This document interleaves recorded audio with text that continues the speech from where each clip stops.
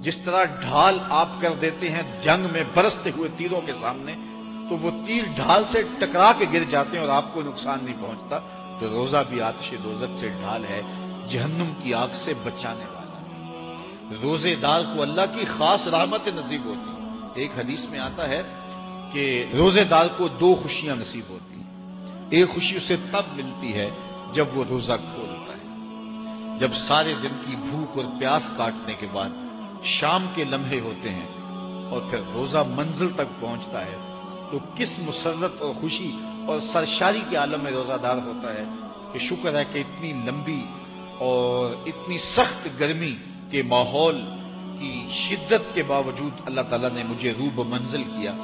تو اس وقت ایک احساس اس کے ساتھ جڑا ہوتا ہے، اور پھر جب وہ ٹھنڈا اور میٹھا مشروب اپنے کام و دہن میں ٹپکاتا ہے اور وہ ٹھنڈا میٹھا مشروب اس کی رگوں کو تر کرتے ہوئے معدے کی طرف بڑھ رہا ہوتا ہے، اس کی زبان بولے نہ بولے دل اللہ کا شکر ادا کر رہا ہوتا ہے، اس کا ایک ایک عضو بدن رب کا شکرانہ ادا کر رہا ہوتا ہے۔ وہ ٹھنڈا اور میٹھا مشروب رگوں کو تر کرتا ہوا آگے بڑھتا چلا جاتا ہے، لیکن شکرانے کا وہ پیکر بن جاتا ہے۔ وہ ایک مسرت، ایک خوشی کا عالم ہوتا ہے کہ روزہ بھی نب گیا، سارے دن کی تکلیف بھی کٹ گئی، اور اللہ نے مجھے افطار کے لمحوں تک پہنچایا۔ فرمایا روزے دار کو ایک خوشی تب ملتی ہے جب وہ روزہ کھولتا ہے، وَفَرْحَةٌ عِنْدَ لِقَاءِ رَبِّهِ، اور دوسری خوشی روزہ دار کو تب ملے گی جب روزے کے صلے میں اللہ اپنا دیدار عطا فرمائے۔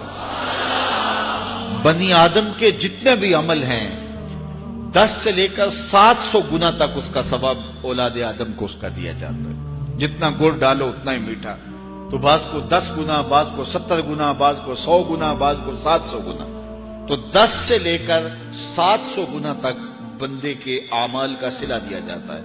لیکن میرے حضور نے فرمایا لیکن روزہ جو ہے اللہ فرماتا ہے وہ میرے لیے ہے اور اس کا اجر میں خود عطا کروں۔ جب وہ خود عطا کرے گا تو کتنا عطا کرے گا؟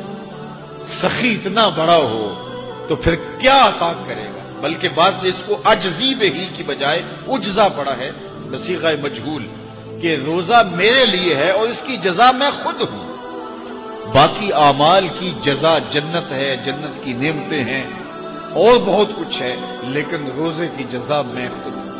اور جس کو وہ خود مل گیا پھر جنت میں مل گئی، جنت والا جو مل گیا پھر جنت بھی مل گئی، جنت کی نعمتیں بھی مل گئی۔ تو روزہ اللہ کی خوشنودی کا ذریعہ ہے، اس کی رضا کا ذریعہ ہے۔ تو خوش نصیب لوگ روزے کی برکتیں حاصل کرتے ہیں۔ اور ایک روایت میں آتا ہے جب رمضان المبارک کا آغاز ہوتا ہے اللہ اہل ایمان کو، اپنے بندوں کو محبت کی نظر سے دیکھتا ہے، اور اللہ جس کو محبت کی نظر سے دیکھ لے پھر اسے کبھی عذاب نہیں دے گا۔ اللہ اکبر۔ تو یہ روزہ دار کے لیے اللہ کی کرم نوازیاں ہیں، اللہ کی رحمتوں کے اجالے ہیں جو اس کے اوپر برستے ہیں۔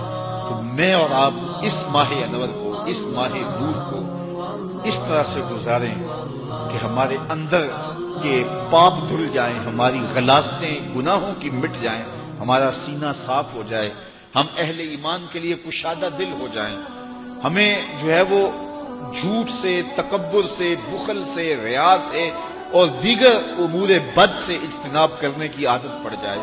روزہ جو سکھانا چاہتا ہے ہم وہ اس سے سیکھ لیں، اور روزے کی برکات ضبط نفس کی صورت میں ہمیں نصیب ہو جائیں، تو ہم روزے کے بعد بھی، ماہ صیام کے گزرنے کے بعد بھی ایک نئی زندگی لے کر، ایک تازگی لے کر، ایک نور و روشنی لے کر کے جو ہے وہ معاشرے کے، اسلامی معاشرت کے ایک اہم فرد کی صورت کے اندر جو ہے وہ سامنے آئیں۔